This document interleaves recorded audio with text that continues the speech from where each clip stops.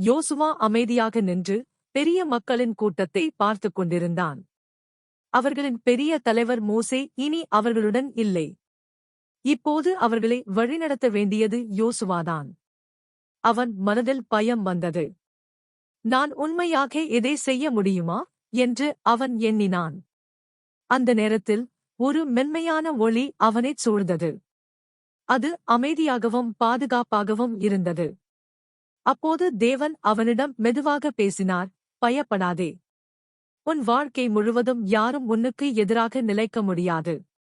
நான் மோசேயுடன் இருந்தது போல உன்னுடனும் இருப்பேன். நான் உன்னை ஒருபோதும் விட்டு செல்ல மாட்டேன். யோசுவா அந்த வார்த்தைகளை கவனமாகக் கேட்டான். அவன் உள்ளத்தில் இருந்த பயம் மெதுவாக மறைந்தது. அவன் ஆழமாக சுவாசித்து தன்னம்பிக்கையுடன் நின்றான். தேவன் என்னுடன் இருக்கிறார் என்று அவன் மெதுவாகச் சொன்னான்.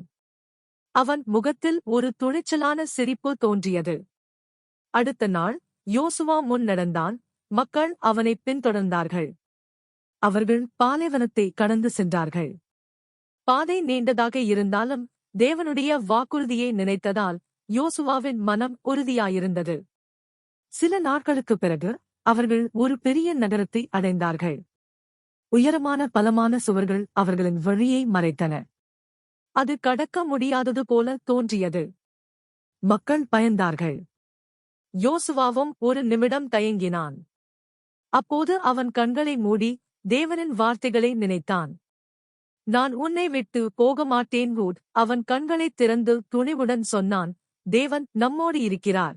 அவர்கள் தேவனை நம்பி அவர் சொல்லியதே செய்தார்கள். திடீரென்று போம்!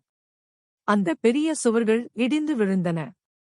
மக்கள் சந்தோஷமாக குரல் எழுப்பினர். யோசுவா அதிசயத்துடன் நின்றான். தேவன் தன் வாக்குறுதியை நிறைவேற்றினார். யோசுவா வானத்தை நோக்கி சிரித்தான். நன்றி தேவனே! நீ எப்போதும் என்னுடன் இருந்தாய் என்று அவன் சொன்னான். அந்த நாளிலிருந்து யோசுவா ஒரு முக்கியமான விஷயத்தை அறிந்தான். எவ்வளவு பெரிய பிரச்சனை வந்தாலும், எவ்வளவு பயமாக இருந்தாலும், தேவன் எப்போதும் நம்முடன் இருக்கிறார். நாம் துணிவாகவும் தைரியமாகவும் இருக்கலாம், ஏனெனில் நாம் ஒருபோதும் தனியாக இல்லை.